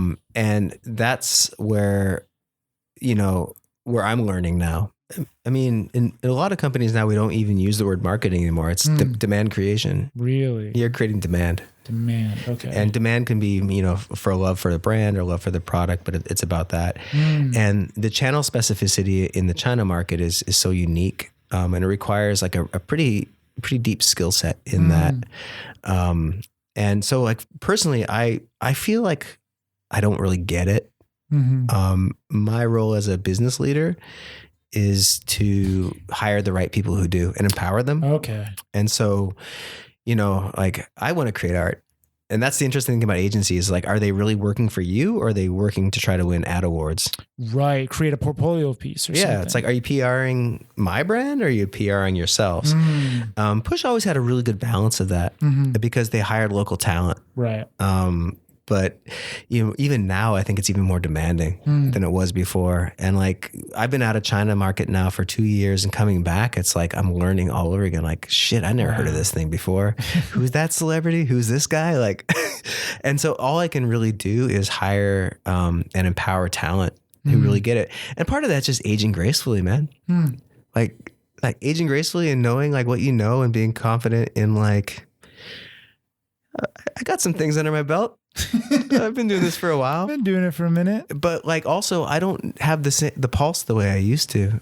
It's just part of growing old, man. It's good. And like if you can grow old and like not be a jerk about it and like empower kids, because like that's really what your job is at this stage in my career, is to like advance other people's careers. They'd be like, yo, you got that spark. You do it.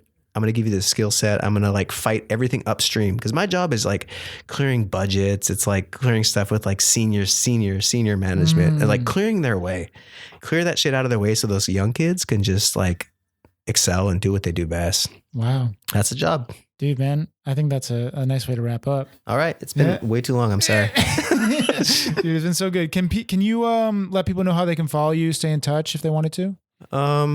Instagram, maybe? Yeah, Instagram. I'm not super social media-y, but I have an Instagram account. I post on there once in a while. Tim Sedo. Tim Sedo at Instagram. Is that what it is? Something like that. Yeah. I'll let the people know. Yeah. Please put it on. Yeah. And we're going to find that clip of you playing volleyball. I don't know if that exists. I'm going to find it. It's probably has a lot of short shorts. All right, Tim. Thanks a bunch for being on. All right. Thanks. It was a pleasure. All right. Peace, guys. Boom. That's it. Thank you so much for listening. If you found this podcast valuable, there are many ways you can support it. You can rate and review it on iTunes, Stitcher, or wherever you listen. You can share it with your friends, you can blog about it, or discuss it on your own podcast. If you're watching on YouTube, you can subscribe to this channel and like the video. Or you can support it directly. You can do this by going to my website. I'll leave a link in the description. Thank you for supporting the show. Listeners like you make it possible.